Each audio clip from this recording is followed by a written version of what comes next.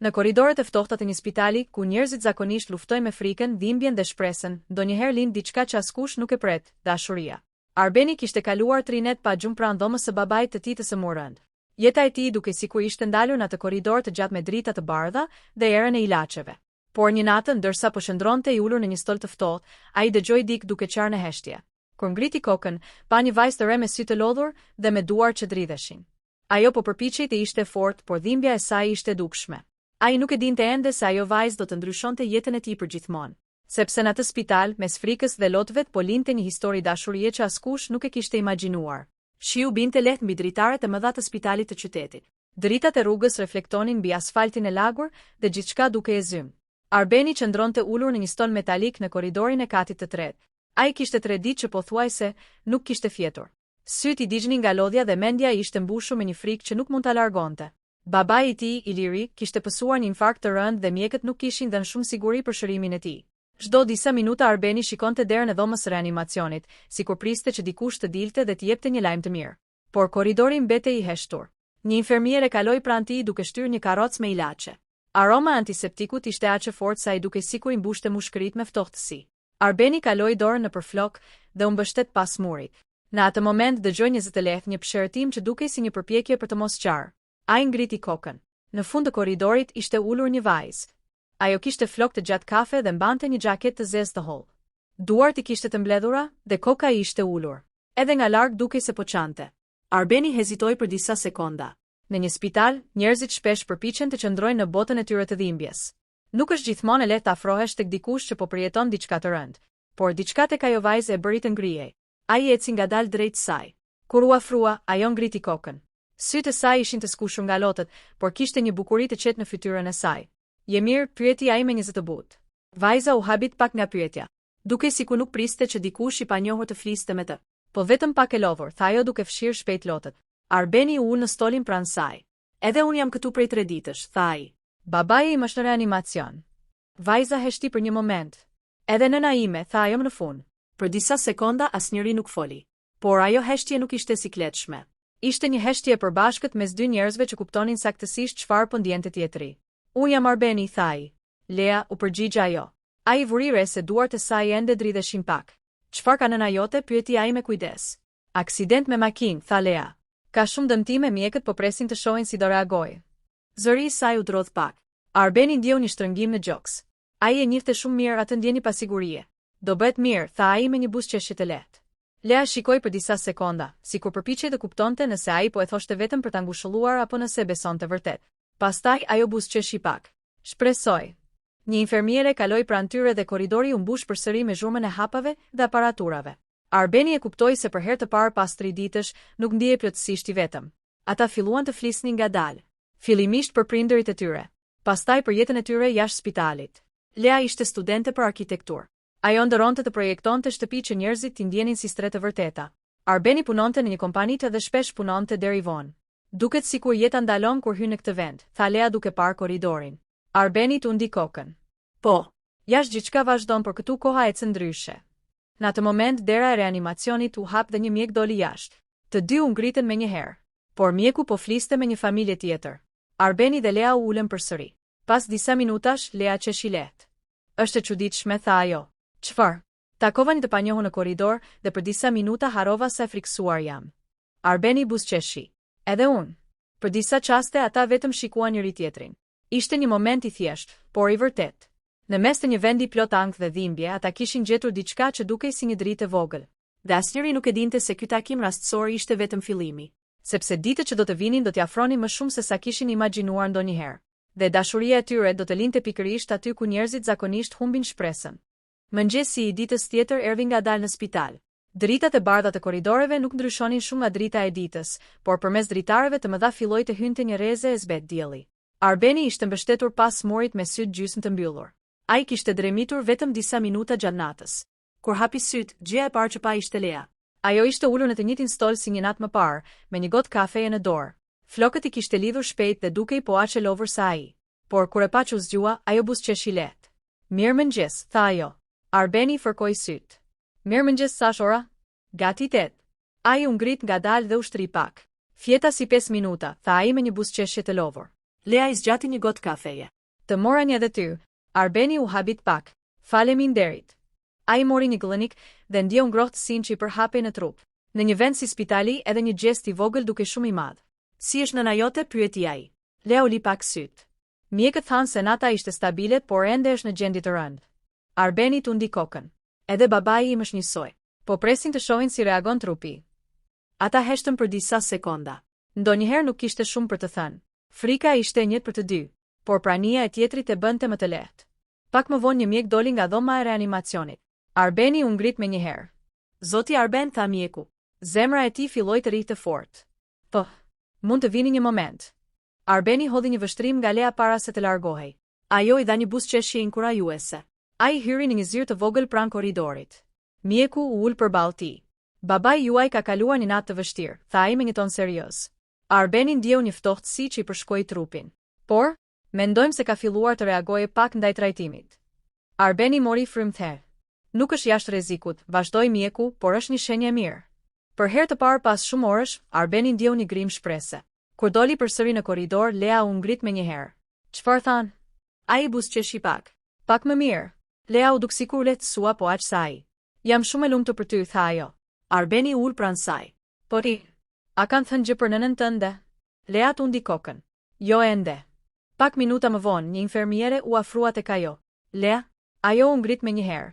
Mjeku po ju pret. Arbeni e pa teksa largohej drejt zyrës së mjekëve. Ai mund të shite ankthi në hapat e saj. Minuta që pasuan ju duken shumë të gjata. Ai eci disa herë nëpër korridor dhe pastaj ul përsëri në stol. Kur Lea doli nga zyra, ai e kuptoi menjëherë se lajmi nuk ishte I mirë. Sytë e saj ishin të mbushur me lot. Arbeni u ngrit menjëherë. Çfarë ndodhi? Lea u përpoq të fliste, por zëri I saj u bllokua. Mjekët thanë se dëmtimet janë shumë të rënda. Ajo uli kokën dhe lotët filluan të rridhin. Arbeni nuk mendoi gjatë. Ai bëri diçka që normalisht nuk do ta kishte bërë me një person që sapo e kishte njohur. Ai e përshafoi. Lea u mbështet tek ai dhe filloi të çante në heshtje. Në korridor kalonin njerëz, infermier, mjek, por për atë moment, duke sikur bota ishte ndalur. Pas disa minutash, ajo u largua pak dhe fshiu lotët. Më fal, tha ajo. Për çfarë? Nuk dua të dukem kaq e dobët. Arbeni e pa drejt në sy. Nuk je e dobët. Ai bëri një pauzë. Je thjesht një vajzë që po kalon diçka shumë të vështirë. Lea e shikoi për disa sekonda. Pastaj buzëqeshi lehtë, edhe pse sytë I ishin ende të lagur. Ajo ul përsëri në stol. Është e çuditshme, tha ajo pas pak. Çfarë? Ndonjëherë njerëzit që sapo I njeh të kuptojnë më mirë se ata që njeh prej vitesh. Arbeni qeshi lehtë. Ndoshta sepse nuk kemi asgjë për të fshehur. Orët kaluan ngadalë. Ata kaluan pothuajse gjithë ditën bashkë në korridor. Biseduan për gjithçka. Për fëmijërinë, për ëndrat, për gjërat që donin të bënin në jetë. Lea I tregoi se gjithmonë kishte dashur të udhtonte në Itali për të parë nga afër arkitekturën e vjetër. Arbeni I tregoi për pasionin e tij për fotografi. Në një moment Lea qeshi. Është ironike, tha ajo. Çfarë? Ne u njohëm në një nga momentet më të këqija të jetës sonë. Arbeni tundi kokën. Por ndoshta nuk do të ishim takuar kur nëse nuk do të ishte kjo. Ai e pa për disa sekonda. Ke të drejtë. Në atë moment dera e reanimacionit u hap përsëri. Një infermiere doli dhe shikoi drejt tyre. Lea, zemra e saj filloi të rrite fort. Po, mund të vini një moment. Ajo u ngrit ngadalë. Para se të largohej, ajo hodhi një vështrim tek Arbeni. Ai I dha një buzëqeshje të vogël sikur donte t'i thoshte, jam këtu. Lea hyri në dhomë. Arbeni mbeti në korridor duke pritur. Ai nuk e dinte pse, por ndjente një lidhje të fortë me atë vajzë. Sikur e kishte njohur prej shumë kohësh. Minutat kalonin dhe ai shikonte vazhdimisht derën. Kur ajo në fund doli, sytë e saj ishin të mbushur me lot, por këtë herë kishte edhe një buzëqeshje të vogël. Arben, tha ajo me zë që I dridhej. Çfarë ndodhi? Ajo mori frymëther. Nëna ime hapi sytë për disa sekonda. Arbeni buzëqeshi menjëherë. Është lajm I mrekullueshëm. Lea qeshi mes lotëve. Në atë moment, pa e kuptuar, ajo I kapi dorën. Asnjëri nuk e tërhoshi. Dhe për herë të parë që nga momenti kur kishin hyrë në atë spital, ata ndjenë se shpresa ishte ende gjallë. Por asnjëri nuk e dinte se ditët që do të vinin do t'i afronin edhe më shumë, dhe se dashuria që kishte filluar në heshtjen atë korridor do të bëjë shumë më fort se sa kishin menduar ndonjëherë.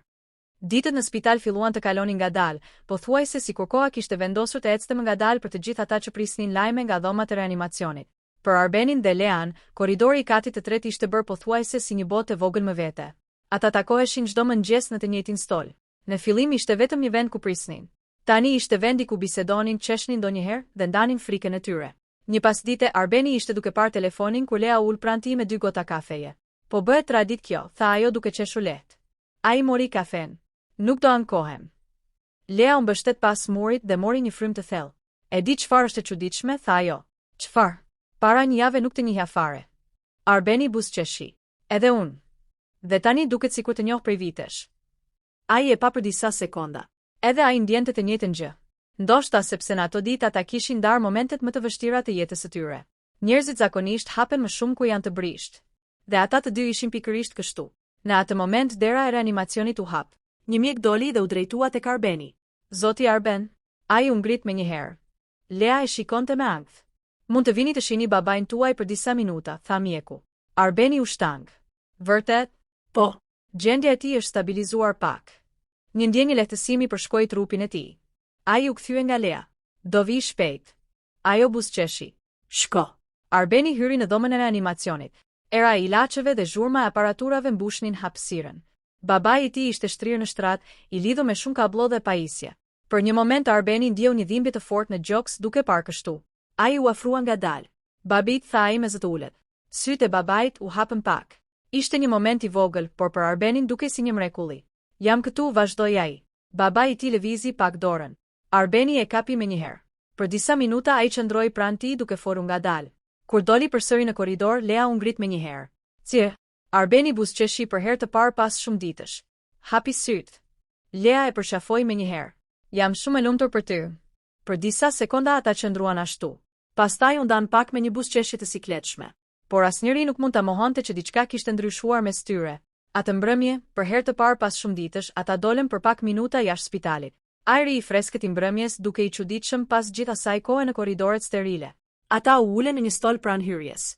"Kam harruar si është të marrësh frym jashtë," tha Lea duke parë qiellin. Arbeni qeshi le. "Edhe unë." Për disa minuta ata thjesht qëndruan në heshtje. Pastaj Lea e theu shqetësinë. "Kam frikë," tha ajo. Arbeni e pa. "Për nënën?" Ajo tundi kokën. "Po." Syti mbushën me lot, por këtë herë ajo nuk qau. "Kam vetëm atë," tha ajo. Arbeni e kuptoi sa e rëndë ishte kjo për të. Ai vendosi dorën mbi dorën e saj. "Do bëhet mirë." Lea e pa drejt në sy. "Ti gjithmonë thua këtë." "Sepse dua ta besoj." Ajo buzëqeshi pak. "Edhe unë." Era e lehtë lëvizi flokët e saj, dhe për një moment Arbeni ndjeu një ndjenjë të çuditshme në zemër. Ai e kuptoi diçka që nuk e kishte pranuar deri atë moment. Ai po fillonte të ndjente diçka për të. Jo vetëm simpati, diçka më shumë. Dhe kjo ndjenje trembi pak, sepse gjithçka po ndodhte shumë shpejt, por në të njëjtën kohë dukej shumë e natyrshme. "Lea," tha ai pas pak. "Po, kur të dalim nga kjo situatë." Ajo e pa me kurreshtje. "Çfarë?" Ai qeshi pak nga sikleti. "Do të doja të të ftoja për një kafe jashtë spitalit." Lea e shikoi për disa sekonda. Pastaj buzëqeshi. "Do të më pëlqente." Në atë moment dera e spitalit u hap dhe një infermiere doli me nxitim. "Lea." Ajo u ngrit menjëherë. "Po." "Mjeku po ju kërkon." Zemra e saj filloi të rrihte fort. Ajo hodhi një vështrim tek Arbeni. Ai u ngrit gjithashtu. "Do të jetë mirë," tha ai me një buzëqeshje inkurajuese. Lea hyri përsëri në spital. Arbeni mbeti jashtë duke pritur. Minutat kalonin dhe tensioni rritej. Kur ajo më në fund doli nga korridori, Arbeni u ngrit menjëherë. "Çfarë ndodhi?" Lea kishte lot në sy, por këtë herë ajo po qeshte. "Operacioni i nënstime do bëhet nesër." Arbeni mbeti për një moment në heshtje. "Dhe?" Ajo mori frymë thellë. "Mjekët thonë se ka shanse të mira." Arbeni buzëqeshi. "Ky është lajm i mirë." Lea u afrua dhe përshafoi fort. "Faleminderit që je këtu." Arbeni e përshafoi gjithashtu. "Gjithmonë." Por asnjëri prej tyre nuk e dinte se dita e nesërme do të ishte një nga ditët më të vështira të jetës së tyre, sepse operacioni i nënës së Leas do të vendoste shumë gjëra, jo vetëm për jetën e saj, por edhe për dashurinë që kishte filluar të lindte mes tyre.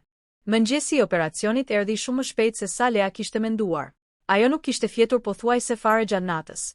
Mendja ishte mbushur me qindra mendime dhe frika nuk e linte të qetë. Kur doli në korridor herë në mëngjes, Arbeni ishte tashmë aty. Ai po pinte kafe dhe duke po aq i lodhur sa ajo. Kur e pa u ngrit menjëherë. "Si je?" pyeti ai me zë të butë. Lea ngriti supet. "Nuk e di, jam shumë nervoze." Arbeni i dha një gotë kafeje. "Do të kaloj mirë." Ajo buzëqeshi pak, por sytë e saj tregonin qartë se frika ishte ende aty. Pak minuta më vonë, disa infermier kaluan me një shtrat spitali në korridor. Në të ishte nëna e Leas. Ajo ishte ende e dobët, por syti kishte hapur. "Bia ime," tha ajo me zë të dobët kur pa Lean. Lea vrapoi pranë saj. "Mami, jam këtu." Ajo I kapi dorën fort. Mos ki frik, tha nëna e saj ngadalë. Do bëhe mirë. Lea po përpiqej të buzëqeshte, por lotët I rridhnin në përfaqe. Sigurisht që do bëhesh mirë. Infermierët vazhduan ta shtynin shtratin drejt sallës së operacionit. Para se të hynte brenda, nëna e saj e pa edhe një herë. Të dua, tha ajo. Të dua edhe unë, u përgjigj Lea me zë që I dridhej. Pastaj dera e sallës së operacionit u mbill. Korridori u mbush me një heshtje të rëndë. Lea qëndroi për disa sekonda pa lëvizur, duke parë derën e mbyllur. Pastaj ul ngadalë në stol. Arbeni ul pranë saj. Operacioni do zgjas disa orë, tha ai me kujdes. Lea tundi kokën. E di. Ajo shtrëngoi duart fort. Jam shumë e frikësuar. Arbeni e vendosi dorën mbi dorën e saj. Jam këtu. Ajo e pa për disa sekonda. Në ato momente, prania e tij ishte gjëja e vetme që e mbante të fortë. Orët kalonin ngadalë. 1 orë, 2 orë, 3 orë. Lea filloi të ecte nervozisht nëpër korridor. Arbeni e ndiqte me sy, duke kuptuar sa e vështirë ishte ajo pritje për të. Në një moment ajo u ndal pranë dritares. Arben, tha ajo pa u kthyer. Çfarë do bëja pa ty këtë ditë? Ai u afrua pranë saj. Ndoshta do ishe po aq e fortë. Lea tundi kokën. Jo. Ajo u kthye dhe pa drejt në sy. Ti më ke ndihmuar më shumë se sa mendon. Arbeni ndjeu një ngrohtësi të fortë në zemër. Ai nuk kishte menduar kurrë se do të bëhej kaq I rëndësishëm për dikë në kaq pak kohë, por ishte e vërtetë. Edhe për të Lea ishte bërë shumë e rëndësishme. Pa pritur dera e sallës së operacionit u hap. Një mjek doli jashtë. Lea u ngrit me një herë. Doktor? Zemra e saj rrite aq fort sa duke sikur do të dilte nga kraharori. Mjeku hoshi maskën dhe mori një frymë të thellë. Operacioni kishte zgjatur pothuajse 4 orë. Operacioni përfundoi, tha ai. Lea mbeti pa frymë. Dhe mjeku buzëqeshi lehtë. Operacioni shkoi mirë. Lotët filluan të rridhnin me njëherë nga sytë e saj. Vërtet? Po. Tani duhet kohë për rikuperim, por gjendja është stabile. Lea mbuloi fytyrën me duar dhe filloi të çante nga lehtësimi. Arbeni e përshafoi me njëherë. E dëgjove, tha ai me një buzëqeshje të madhe. Do bëhet mirë. Lea qeshte dhe çante në të njëjtën kohë. Nuk mund ta besoj. Për disa minuta ata qëndruan ashtu në korridor. Për herë të parë pas shumë ditësh, pesha e frikës, duke sikur ishte larguar pak. Më vonë dhe pas dite, mjekët lejuan Lean të shite nënën e saj për disa minuta. Kur ajo doli nga dhoma, sytë e saj shkëlqenin. Ajo është zgjuar, tha ajo. Arbeni buzëqeshi. Kjo është e mrekullueshme. Lea ul pranë tij. Për disa sekonda ata thjesht shikuan njëri tjetrin. Pastaj Lea foli me një zë të qetë. Arben, nuk e di si ta them këtë. Ai e pa me kurreshtje. Ajo mori një frymë të thellë. Por këto ditë më kanë bërë të kuptoj diçka. Çfarë? Lea buzëqeshi pak nga sikleti. Që ndonjëherë njerëzit hyjnë në jetën tënde në momentet më të vështira. Ajo bëri një pauzë. Dhe bëhen gjëja më e bukur që të ka ndodhur. Arbeni ndjeu zemrën të rritë më shpejt. Ai e kuptoi saktësisht çfarë po përpiqej të thoshte ajo. Dhe ai ndjente të njëjtën gjë. Ai e kapi lehtë dorën e saj. Edhe për mua është njësoj, tha ai. Lea e shikoi për disa sekonda. Pastaj buzëqeshi. Dhe për herë të parë që nga momenti kur ishin takuar në atë korridor të ftohtë, ata e kuptuan se mes tyre kishte lindur diçka shumë e fortë se një miqësi. Por historia e tyre nuk kishte përfunduar ende. Sepse një lajm I papritur për babain e Arbenit do të ndryshonte gjithçka edhe një herë. Ditët që pasuan operacionin e nënës së Leas sollën një qetësi të re në korridorin e spitalit. Për herë të parë që kur ishin takuar, atmosfera nuk ishte më aq e rëndë. Mjekët thoshin se nëna e Leas po rikuperohej mirë dhe çdo ditë dukej pak më fort. Lea filloi të buzëqeshte më shpesh. Por ndërkohë, për Arbenin shqetësimi për babain e tij vazhdonte. Një pasdite, ndërsa po pinin kafe në korridor, një mjek u afrua tek Arbeni. Zoti Arben, mund të flasim një moment? Ai u ngrit me një herë. Lea e pa me ankth. Arbeni hyri në zyrën e vogël të mjekëve dhe u ul përballë doktorit. Babai juaj ka bërë përmirësim, tha mjeku. Arbeni ndjeu një lehtësim të menjëhershëm. Por, pyeti ai, sepse e dinte se zakonisht kishte gjithmonë një por. Mjeku mori një frymë. Ai do të ketë nevojë për një periudhë të gjatë rehabilitimi. Arbeni tundi kokën. Kjo nuk është problem. Rehabilitimi duhet bërë në një qendër të specializuar në një qytet tjetër. Arbeni mbeti për një moment në heshtje. Sa kohë? Të paktën disa muaj. Mendimi I parë që I erdhi në mendje ishte Lea. Ai doli nga zyra dhe e pa atë duke pritur në korridor. Çfarë than? Pyeti ajo me një herë. Arbeni ul pranë saj. Babai im do bëhet mirë, por duhet të shkojë në një qendër rehabilitimi në një qytet tjetër. Lea u përpoq të buzëqeshte. Kjo është gjë e mirë. Po, tha Arbeni ngadalë. Por të dy e kuptuan me njëherë çfarë do të thoshte kjo. Ai do të largohej. Për disa sekonda heshtja mes tyre u bë rënd. Lea uli syt. Kur do shkosh? Për disa ditë. Ajo tundi kokën ngadalë. Në zemrën e saj u krijua një ndjenjë e çuditshme boshuku. Ata kishin kaluar kaq shumë kohë bashkë në atë spital sa duke e pamundur që papritur gjithçka të mbaronte. Atë mbrëmje ata dolën përsëri jashtë spitalit, në të njëjtin stol ku kishin qëndruar disa ditë më parë. Qielli ishte i pastër dhe ajri i freskët, por këtë herë heshtja mes tyre ishte ndryshe. Është e çuditshme, tha Lea më në fund. Çfarë? Ne u njohëm në vendin më të trishtuar që ekziston. Ajo buzëqeshi lehtë. Dhe prap, ishte një nga gjërat më të bukura që më kanë ndodhur. Arbeni e pa. Edhe për mua. Ajo uli syt për një moment. Kam frikë se ku të largohesh gjithçka do ndryshojë. Arbeni e mori dorën e saj. Jo. Lea e pa. Pse je kaq i sigurt? Ai buzëqeshi lehtë. Sepse kjo që kemi nuk filloi nga rastësia. Ajo ngriti vetullat. Po si filloi? Ai bëri një pauzë. Ndoshta nga dy njerëz që kishin shumë frikë dhe që gjetën forcë tek njëri tjetri. Lea ndjeu syt të mbusheshin me lot. Arbeni mori frymëthe. Lea. Po, kur të dalim nga ky spital dua që kjo histori të mos mbarojë këtu. Ajo e pa me zemrën që i rrihte fort. Çfarë do të thuash? Ai buzëqeshi. Dua të shoh përsëri. Jo vetëm si vajza që takova në korridorin e spitalit. Ai shtrëngoi dorën e saj pak më fort. Por si vajza që dua të kem në jetën time. Lea nuk foli për disa sekonda. Pastaj buzëqeshi mes lotëve. Edhe unë dua të njëjtën gjë. Arbeni u afrua pak, dhe për herë të parë ai e puthi lehtë. Ishte një moment i thjeshtë, por plot ndjenja. Ditët kaluan shpejt pas kësaj. Babai i Arbenit u transferua në qendrën e rehabilitimit dhe ai u largua nga qyteti për disa kohë. Por Lea dhe Arbeni nuk u ndan. Ata flisnin çdo ditë. Vizitonin njëri tjetrin sa herë kishin mundësi. Dhe disa muaj më vonë, kur babai i Arbenit u shërua plotësisht dhe nëna e Leas u kthye në shtëpi, ata u takuan përsëri në të njëjtin vend ku kishte filluar gjithçka. Para hyrjes së spitalit, Lea qeshi kur e pa. E mban mend? Arbeni buzëqeshi. Sigurisht. Ky vend ku të gjithë vinë me frikë. Ajo e kapi dorën e tij. Na dha diçka që nuk e prisnin kur. Arbeni e shikoi me dashuri. Ai bëri një pauzë të vogël. Na dha një histori dashurie. Dhe ndonjëherë, pikërisht në vendet ku njerëzit mendojnë se shpresa nuk ekziston, jeta vendos të dhurojë mrekullin më të bukur. Dashurinë.